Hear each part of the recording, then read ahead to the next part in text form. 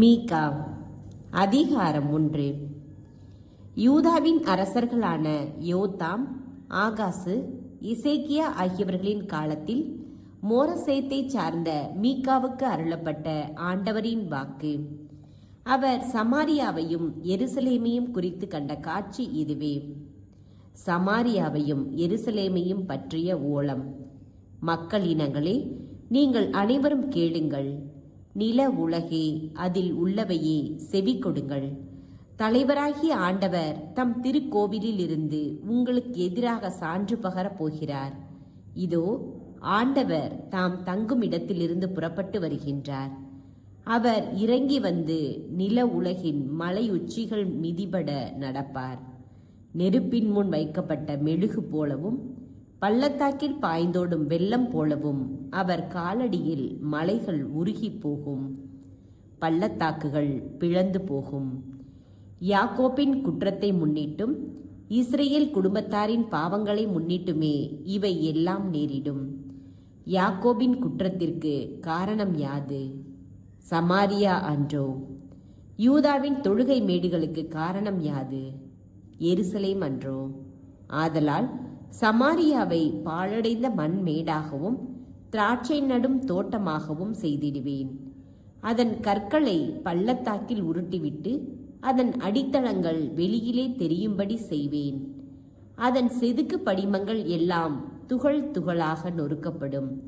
அதன் பணயங்கள் எல்லாம் நெருப்பினால் சுட்டெரிக்கப்படும். அதன் சிலைகளை எல்லாம் உடைத்து கற்குவியல் ஆக்குவேன்.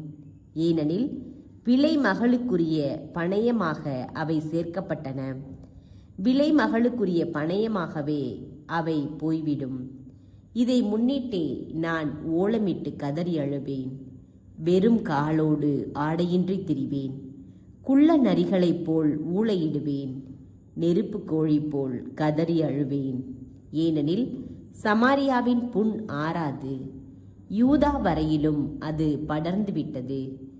என் மக்களின் வாயிலாம் எருசலேமையும் வந்து எட்டியுள்ளது.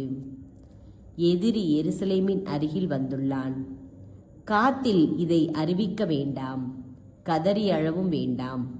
பெத்லெயப்ராவில் புழுதியில் விழுந்து புரளுங்கள். சாபீரில் குடியிருப்போரே, ஆடையின்றி மானக்கேடுற்று அகன்று போங்கள். சானானில் குடியிருப்போரும் வெளியே வருவதில்லை. பெத்சேத்சலிலும் புலம்பல் எழும்பும். அங்கு உங்களுக்கு அடைக்கலம் கிடைக்காது. மாரோத்தில் குடியிருப்போர் நன்மை வரும் என ஆவலோடு காத்திருக்கின்றனர். ஏனெனில் தீமை ஆண்டவரிடமிருந்து இறங்கி எருசலேமின் வாயில் மேல் விழுந்தது. லாக்கீஸில் குடியிருப்போரே, விரைந்தோடும் குதிரைகளை தேரிலே பூட்டுங்கள். மகள் சீயோனின் பாவத்திற்கு ஊற்று நீங்களே. இஸ்ரேலின் குற்றங்கள் முதலில் காணப்பட்டது உங்களிடம்தான். ஆதலால் மோரசேத்து காத்துக்கு நீ சீதனம் கொடுப்பாய். அக்சீபின் வீடுகள் இஸ்ரேல் அரசர்களை ஏமாற்றிவிடும். மாரேசாவில் குடியிருப்போரே, கொள்ளைக்காரன் ஒருவன் உங்கள் மேல் திரும்பவும் வரும்படி செய்வேன். இஸ்ரேலின் மேன்மை அதுல்லாமில் ஒளிந்து கொள்ளும். உங்கள் அருமை பிள்ளைகளுக்காக துக்கம் கொண்டாட உங்கள் தலையை மொட்டையடித்துக் கொள்ளுங்கள்.